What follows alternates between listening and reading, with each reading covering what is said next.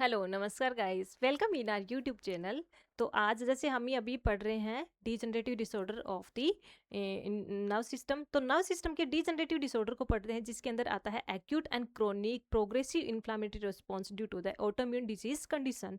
यानी अपनी बॉडी के अंदर डिफेक्टिव एंटीबॉडी फॉर्म हो गए हैं, जिसकी वजह से जो डिफेक्टिव एंटीबॉडी है वो अपनी ओन एंटीबॉडी को डैमेज कर रहा है। तो जैसे हमने प्रीवियसली पढ़ा है यहाँ पर Parkinson disease condition, second one हमने पढ़ा multiple sclerosis and third one हम पढ़ते हैं गुइलेन-बेयर सिंड्रोम यानी जीबीएस। तो जीबीएस के अंदर क्या हो रहा है, जैसे मल्टीपल स्क्लेरोसिस में हमने देखा था demyelination of the central nerve system. Central nerve system है, उसके अंदर जो माइलिन शीथ है उसका डिस्ट्रक्शन हो रहा है। सेम वैसे ही ऑटोइम्यून डिजीज कंडीशन की वजह से जो पेरिफेरल नर्व सिस्टम है उसके अंदर माइलिन शीथ का डिस्ट्रक्शन हो जाएगा। उसको अपन बोलते हैं गुइलेन-बेरी सिंड्रोम। जैसे Guillain-berry syndrome is an autoimmune, that means respond क्या कर रहा है यहाँ पर, अपनी बॉडी के अंदर एक डिफेक्टिव एंटीबॉडी फॉर्म हो गया है, उसकी वजह से अपनी ओन एंटीबॉडी है उसको डैमेज कर रहा है। Degenerative that means destruction. Acute rapid progressive, जैसे हमने मल्टीपल स्क्लेरोसिस में क्या पढ़ा था, क्रोनिक इन्फ्लामेटरी रिस्पॉन्स है, क्रोनिक प्रोग्रेसिव डिजीज कंडीशन है। अब इसके अंदर क्या है, acute progressive rapid progressive disease condition है।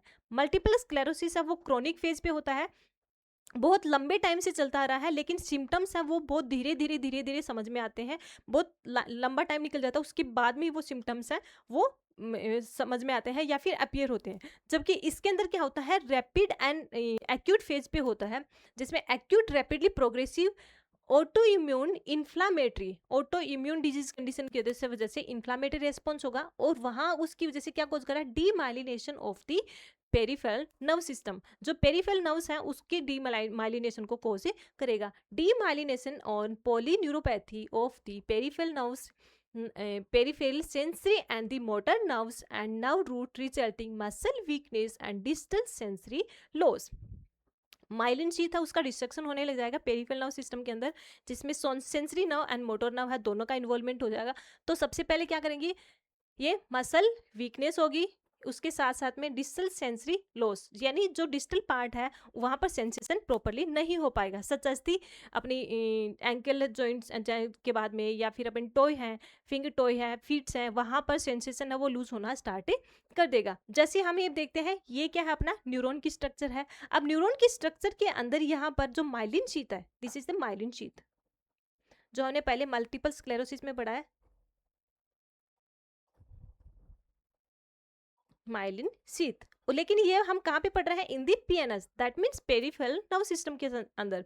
तो पेरिफेरल नर्व सिस्टम के अंदर जो माइलिन शीथ है उसका डिस्ट्रक्शन होना स्टार्ट कर देगा, और वो क्या फॉर्म कर लेंगे, एक प्लैक फॉर्मेशन कर लेंगे। जैसे ये माइलिन शीथ है और माइलिन शीथ के बीच में ही यहाँ पर एक प्लैक फॉर्मेशन हो गया, जैसे ये वाला है वो प्लैक फॉर्मेशन हो गया है। वो plaque formation that means white patches form हो जाएगा, जिसकी वजह से जो मैक्रोफेगस है वो वहाँ पे जाके अटैक करेंगी और वहाँ पर इकट्ठा होकर माइलिन शीथ की प्रॉपर्टी को डैमेज कर देंगी। उसको अपन बोलते हैं प्लैक फॉर्मेशन। और ये क्या कॉज कर रहा है, जैसे माइलिन शीथ है वो नॉर्मली ऐसे रहती है जिसके एक्सोन के बाहर की साइड में, लेकिन अब डिस्ट्रक्शन की वजह से क्या हो जाएगा, जैसे ये एक्सोन है और माइलिन शीथ ये है, जो बीच के अंदर टूटी फूटी रहेगी, बीच के अंदर कटी हुई मिलेगी, यानी एक जो प्रॉपरली पैटर्न के अंदर नहीं मिलेगी, उसको अपन बोलते हैं demyelination.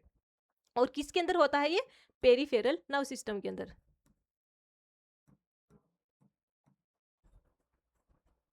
Peripheral nerve system, peripheral nerve system के अंदर डीमाइलिनेशन,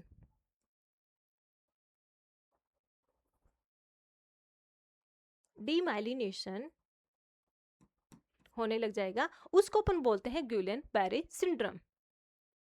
देन हम देखते हैं इसकी पैथोफिजियोलॉजी। अब पैथोफिजियोलॉजी हमें पहले से ही पता है, ऑटोइम्यून डिजीज कंडीशन की वजह से हो रहा है। अब ऑटोइम्यून डिजीज कंडीशन क्या हो सकती है अपनी बॉडी के अंदर, such as SLE, systemic lupus erythematosus condition हो रही है, रोमेटोइड आर्थराइटिस कंडीशन है, या फिर सिकल सेल एनीमिया है। ये तीनों कंडीशन अपनी बॉडी के अंदर क्या करते हैं, एक ऑटोइम्यून रिस्पॉन्ड को क्रिएट कर रहे हैं, जिसकी वजह से अपनी बॉडी के अंदर एक डिफेक्टिव एंटीबॉडी प्रोटीन फॉर्म हो जाएगी, और वो जो प्रोटीन है वो जो अपनी हेल्दी प्रोटीन है, हेल्दी एंटीबॉडी की प्रोटीन है, उसको कोट करके उसको डिस्ट्रक्ट करना स्टार्ट कर देगी। जैसे due to the autoimmune disorder such as the lupus erythematosus sorry systemic lupus erythematosus. अब इसके अंदर क्या होगा, जो ही सिस्टमिक लूपस अरिथमेटस होगा उस कंडीशन में सबसे पहले अपना इम्यून रिस्पॉन्ड एक्ट करेगा। Immune response directly against the capsular components produce the antibody. जो यहाँ पे जो एंटीबॉडी प्रोड्यूस हुई है उसके अगेंस्ट अपना अपना ओन इम्यून रिस्पॉन्स है वो एक्ट करेगा, antibody across the blood brain barrier. लेकिन कि इसके रीजन क्या होता है, जो डिफेक्टिव एंटीबॉडी फॉर्म हुई है या फिर जो क्रिटिकल इम्यून सिस्टम की जो प्रोटीन फॉर्म हुई है वो अपनी हेल्दी एंटीबॉडी पे अटैक करेंगी और उसकी वजह से वो ब्लड के अंदर चली जाए, अटैक करके वहां से ब्लड के अंदर चली जाएंगी, पेरिफेरल ब्लड के अंदर चली जाएंगी across the blood brain barrier and reach with the myelin. अब ये क्या करेंगी, पेरिफेरल नर्व सिस्टम के अंदर चली जाएंगी और पेरिफेरल ब्लड के अंदर चले जाएंगे। अब पेरिफेरल ब्लड के अंदर जाने के बाद में भी जो पेरिफेरल नर्व सिस्टम है वहां पर भी ब्लड ब्रेन बैरियर होता है, वहां पर भी ब्लड ब्रेन बैरियर को क्रॉस करके वो पेरिफेरल नर्व के अंदर चली जाएंगी। पेरिफेरल नर्व के अंदर जाने के बाद में दैट मीन्स वहां पे जाएंगी, जाने के बाद में क्या करेंगी, पेरिफेरल नर्व्स यानी नर्व्स की जो फंक्शनल यूनिट है उसको अपन बोलते हैं न्यूरॉन, तो न्यूरॉन को डैमेज करना स्टार्ट करेंगे। जो ही अपनी बॉडी के अंदर किसी भी तरह का जैसे सेलुलर इंजरी हो या फिर न्यूरॉन इंजरी हो तो उस कंडीशन में सबसे पहले रिस्पॉन्स आता है इन्फ्लामेटरी रिस्पॉन्स। तो यहाँ पर इन्फ्लामेटरी रिस्पॉन्स होगा और अगर इन्फ्लामेटरी रिस्पॉन्स हो रहा है तो इसको कोज कौन कर रहा है, WBC व्हाइट ब्लड सेल। अब व्हाइट ब्लड सेल के अंदर भी कौन सी, lymphocytes and macrophages circulate in the blood and eventually find the myelin. जो ही माइलिन पे, क्योंकि ये जो डिफेक्टिव एंटीबॉडी है वो पे न्यूरॉन पे गई है, न्यूरॉन पे जाके वो माइलिन शीट पे एक्ट करेगी, तो उसी टाइम पर भी इन्फ्लामेटरी रेस्पॉन्स की वजह से लिम्फोसाइट एंड मैक्रोफेगस है वो पेरिफेरल ब्लड के अंदर होती है, वहां से वो माइलिन शीट तक पहुंच जाएंगी। Then lymphocyte infiltrate of the spinal cord, lymphocyte है वो जो स्पाइनल कोड के अंदर नर्व्स हैं और जो पेरिफेरल नर्व है वहां पे इन्फिल्ट्रेट करेंगे, दैट मीन्स वहां पे कलेक्ट होना स्टार्ट कर देंगी। वहीं पर जो मैक्रोफेगस है वो क्या करेंगी, macrophages mediated multifocal striping of the myelin and the axonal damage. जो माइलिन शीथ है, जो माइलिन शीथ है वहां पे मल्टीफोकल दैट मीन्स एक लोकल पार्ट के अंदर, और वो भी अलग अलग जगह पे जाके वहां पे डैमेज हो जाएगी। जैसे यहाँ पे कलेक्ट हो गई और कलेक्ट होके इसको डैमेज करना स्टार्ट कर देगी, अलग अलग जगह पे जाके कलेक्ट होगी उसको डैमेज करना स्टार्ट कर देगी। कौन है यहाँ पर, वो मल्टीफोकल स्ट्राइपिंग कौन कर रहा है, मैक्रोफेगस कंपोनेंट। सबसे पहले तो जो लिम्फोसाइट्स है वो तो नर्व्स के अंदर चली जाएगी, spinal nerve and peripheral nerves के अंदर। वहीं पर जो मैक्रोफेगस है वो जाके माइलिन शीथ है, माइलिन शीथ पे अलग अलग पार्ट के अंदर जाके वहां पर उसको डैमेज करना स्टार्ट कर देगी। Then demyelination of the peripheral nerve system, myelin sheath है उसका डिस्ट्रक्शन होना स्टार्ट कर देगा, destruction of the myelin sheath,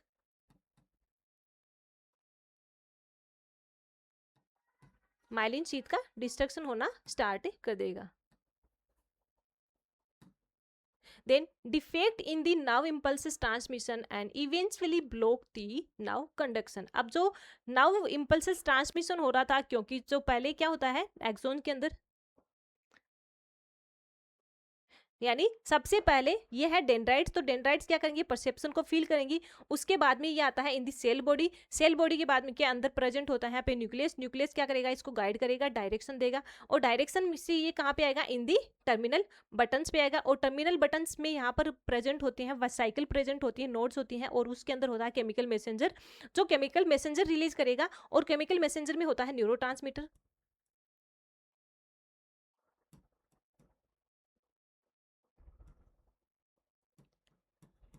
neurotransmitter. और ये न्यूरोट्रांसमीटर है वो रेस्पॉन्ड को लेके जाएंगे, किसी भी तरह की स्टिमुलाई है इसने परसीव करी, इसकी रेस्पॉन्स गया न्यूरोट्रांसमीटर पे, और न्यूरोट्रांसमीटर इसका रेस्पॉन्स लेके जाएगा जहां पर भी जिस भी पार्ट में अपनी बॉडी के अंदर से ये स्टिमुलाई परसीव हुई है वहां पे ये रेस्पॉन्ड को लेके जाएंगे। तो ये है नॉर्मल कंडक्शन। लेकिन जो ही माइलिन शीथ का डिस्ट्रक्शन हो गया है तो अब ये नॉर्मल कंडक्शन नहीं हो पाएगा, डिले होगा, धीरे धीरे यहाँ पर ये जो नर्व कंडक्शन है वो डिले हो जाएगा, और होते हुए यहाँ पर ये जो टर्मिनल बटन है उसके पास में बहुत डिले पहुंचेगी, उसके अकॉर्डिंग ही यहाँ से जो न्यूरोट्रांसमीटर रिलीज होंगे वो फिर धीरे धीरे धीरे धीरे बहुत डिले ही नर्व्स के पास में पहुंचेगी, या फिर जो अपनी जो बॉडी का पार्ट है उसके पास में पहुंचेंगी, जिसको अपन बोलते हैं डिले नर्व कंडक्शन।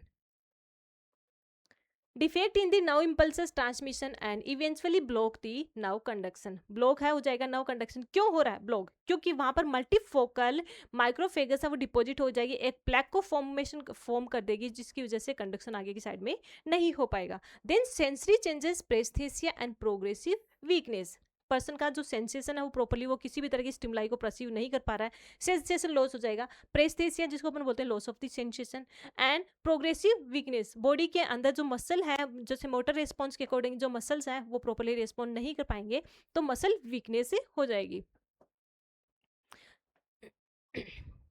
देन हम देखते हैं क्लिनिकल मैनिफेस्टेशन। अब हम क्लिनिकल मैनिफेस्टेशन में हम क्या क्या हो सकते हैं। तो सबसे पहले आता है प्रेस्थेसिया, जिसको अपन बोलते हैं loss of the sensation, loss of the sensation.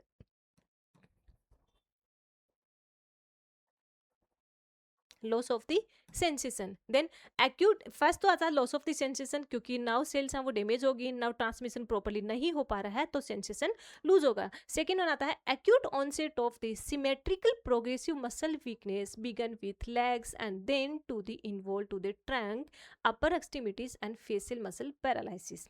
अब इसके अंदर क्या होगा, मसल वीकनेस हो जाएगी, जो स्टार्ट कहाँ से होती है, लेग से स्टार्ट होगी, उसके बाद में ट्रंक पे आएगी, अपर एक्सट्रीमिटीज एंड फेशियल मसल्स को के अंदर भी यहाँ पर वीकनेस होने की वजह से पैरालिसिस होने के चांसेस रहते हैं। अगर कंटिन्यूअसली प्रोग्रेसिव लेवल पे या ये कंडीशन हो रही है, डिजीज कंडीशन हो रही है, डीमाइलिनेशन हो रहा है, तो लास्ट के अंदर पैरालिसिस हो जाएगा। Then difficulty in swallowing speech and chewing due to the CNS involvement. अभी तक तो क्या था, ये पीएनएस के अंदर था, पेरिफेरल नर्व सिस्टम के अंदर था, लेकिन उसके बाद में जो ही फेशियल नर्व से इन्वॉल्वमेंट होने लग जाएगी, उसके धीरे धीरे बाद में वो जो सेंट्रल नर्व सिस्टम है उसका भी इन्वॉल्वमेंट होने लग जाएगा, और वो क्या कोज करता है यहाँ पे डिफिकल्टी इन दी स्वेलोइंग, यानी जो भी हम फूड पार्टिकल्स लेते हैं उसको स्वेलो करते हैं वो प्रॉपर्ली नहीं कर पाएगा। इसके साथ साथ में पर्सन है वो प्रॉपर्ली स्पीच भी नहीं बोल पाएगा। रीजन क्या होता है, paralysis of the facial muscle, facial muscle है वो पैरालिसिस हो जाएंगी, जिसकी वजह से जो गैग रिफ्लेक्सेस हैं वो भी लूज हो जाएंगे, और जो पर्सन है बोल पा रहा है, एक्सप्रेशन दे पा रहा है स्पीच के टाइम पे, तो वो भी नहीं हो पाएगा। एंड च्विंग, नहीं पर्सन है वो च्विंग कर पाएगा फूड पार्टिकल्स को। देन डिक्रीज और अब्सेंट डीप टेंडन रिफ्लेक्सेस, जो अपने डीप टेंडन रिफ्लेक्सेस होता है, नी रिफ्लेक्सेस होते हैं, वो एंकल रिफ्लेक्सेस हैं, नी रिफ्लेक्सेस हैं, वो प्रॉपरली नहीं डिक्रीज हो जाएंगे, जिसकी वजह से रिफ्लेक्शन है वो भी कम हो जाएंगे। देन और अब रिफ्लेक्शन डिक्रीज क्यों हो रहे हैं, रीजन क्या होता है, damage the neuromuscular junction.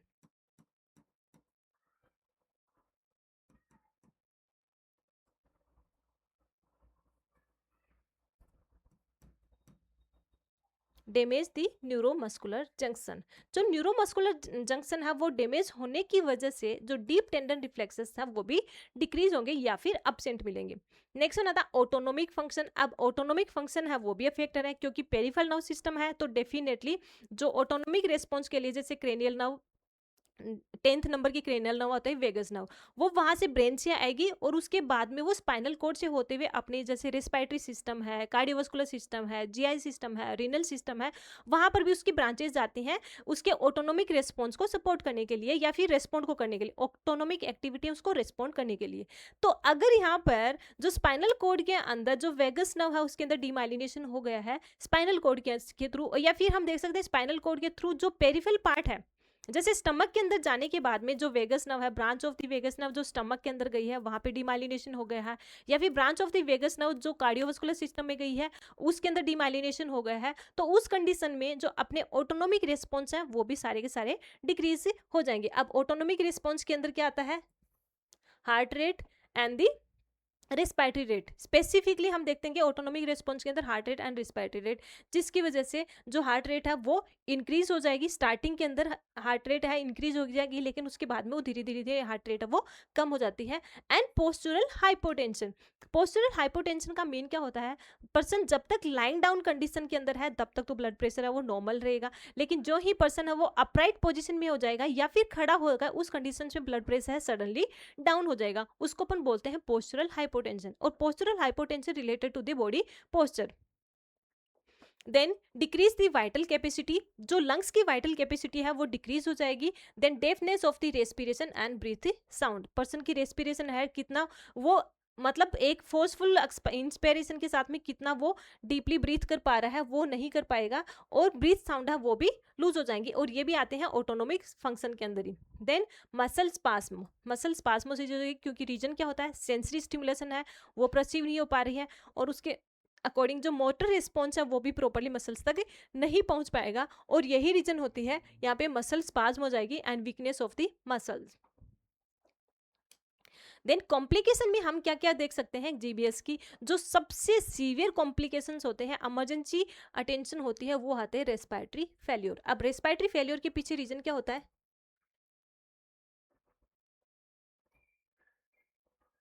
Demyelination of the phrenic and intercostal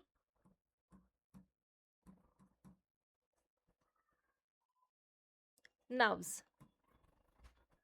intercostal nerves and phrenic nerve है उसके अंदर डीमाइलिनेशन हो जाएगा, और ये दोनों ही क्या होता है, जैसे डायफ्राम, ये जो फ्रेनिक नर्व है वो सप्लाई करते हैं डायफ्राम को, डायफ्राम को सप्लाई कर रही है, इंटरकोस्टल नर्व है वो सप्लाई करती है इंटरकोस्टल मसल्स को। तो ये दोनों क्या है, रिस्पिरेटरी मसल्स हैं,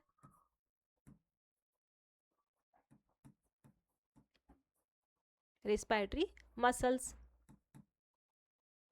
और रिस्पिरेटरी मसल्स दैट मीन्स जो ही हम इनहेल कर रहे हैं और एक्सहेल कर रहे हैं उस टाइम पर अपनी जो रिस्पिरेटरी मसल्स होते हैं, वो जो डायफ्राम है वो upside and down side move कर रहा है, वहीं पे जो इंटरकोस्टल मसल्स हैं वो outwards and inwards and upside के अंदर भी मूव कर रही हैं। तो उस कंडीशन में अगर यहाँ पर intercostal muscles and phrenic nerve damage हो गई है, उस कंडीशन में रेस्पिरेटरी मसल्स भी प्रॉपर्ली फंक्शन नहीं कर पाएंगी, और अगर नहीं कर पा रही है, जैसे डायफ्राम क्या हो, जो ही हम इनहेल करते हैं, जो ही हम इनहेल कर देंगे तो डायफ्राम है वो डाउनवर्ड मूव कर जाएगा, डायफ्राम है वो डाउनवर्ड मूव कर जाएगा, ताकि लंग्स की जो कैपेसिटी, अंदर की जो कैविटी है, थोड़ी सी कैविटी है वो बढ़ सके और हम इजीली इनहेल कर सकते हैं एयर को।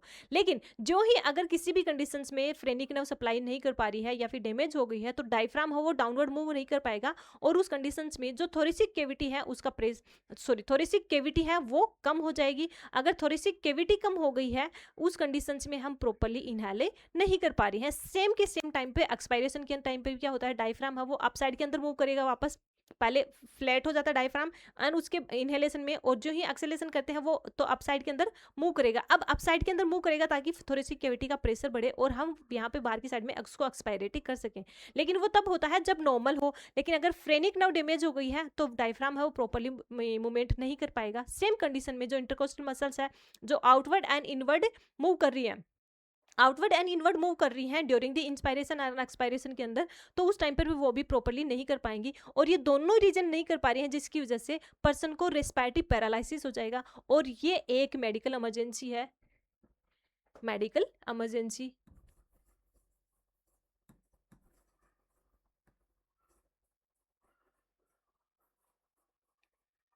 जिसमें पर्सन को हमें वेंटिलेटर सपोर्ट देना होता है,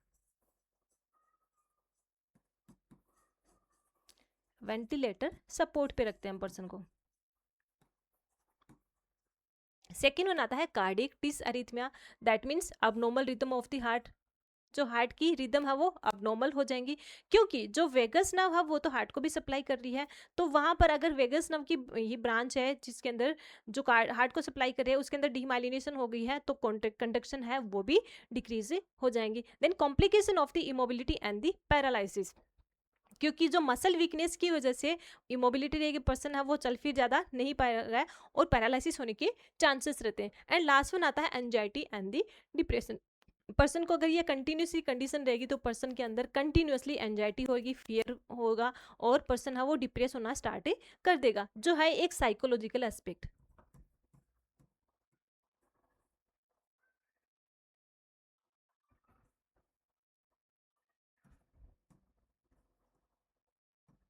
साइकोलॉजिकल एस्पेक्ट।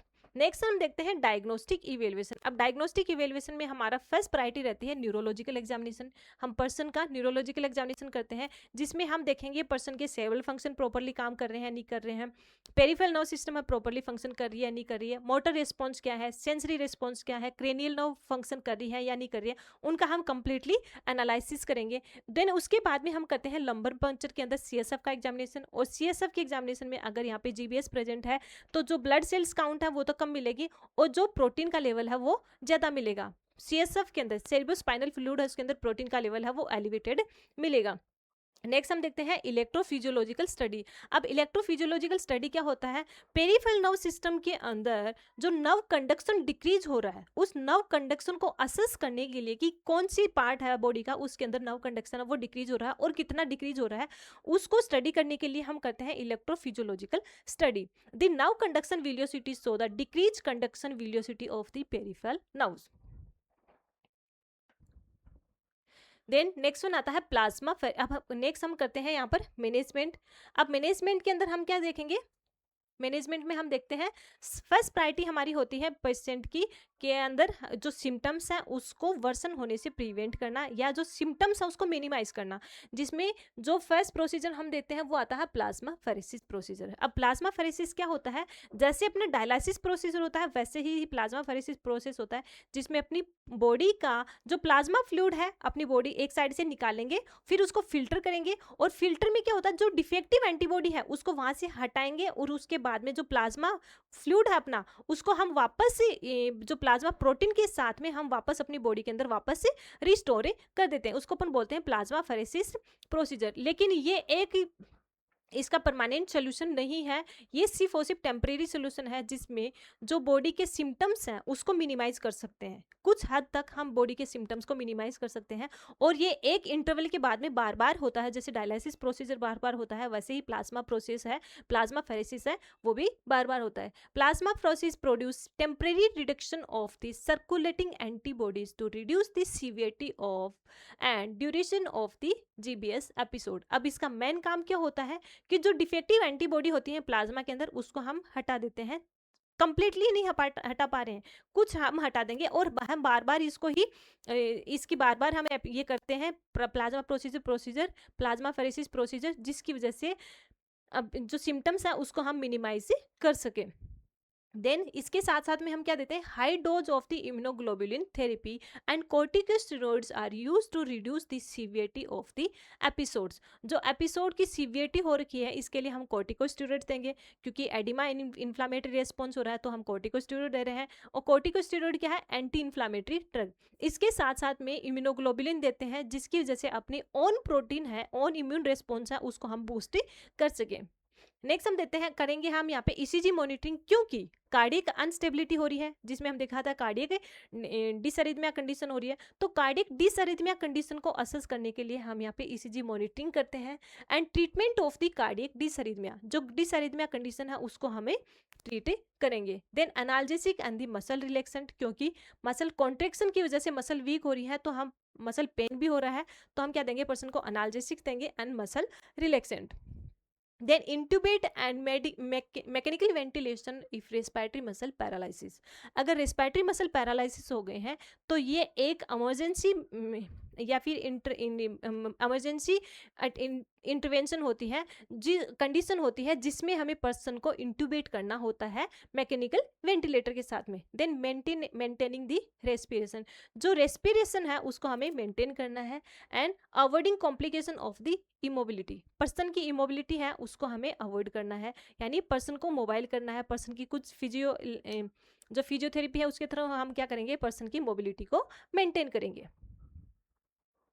एंड नेक्स्ट हम करते हैं प्रोमोटिंग एडिक्वेट न्यूट्रिशन। पर्सन को हम यहाँ पर एडिक्वेट न्यूट्रिशन देंगे, जिसमें low fat diet, high protein diet, vitamin C, vitamin B12, folic acid, iron, multivitamins, ये हम देंगे, जिसकी वजह से उनकी एनर्जी है उसको या फिर उसके इम्यून सिस्टम है उसको हम वापस से बूस्ट कर सकें। इसके साथ साथ में high calorie and high protein डाइटें देंगे। नेक्स्ट मेंटेनिंग दी कम्युनिकेशन, क्योंकि पर्सन का स्पीच है वो भी अफेक्ट हो रहा है, तो हम पर्सन के जो कम्युनिकेशन है उसको मेंटेन करने के लिए पर्सन को देते हैं speech therapy.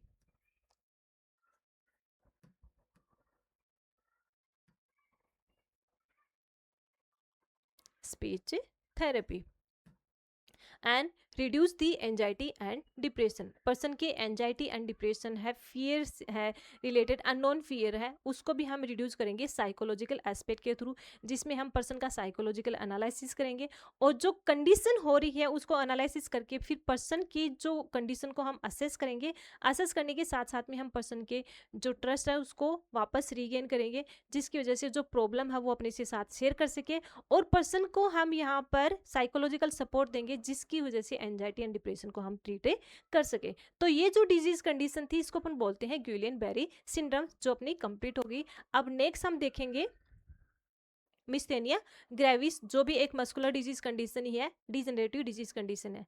Thank you guys, thank you so much, thank you for listening.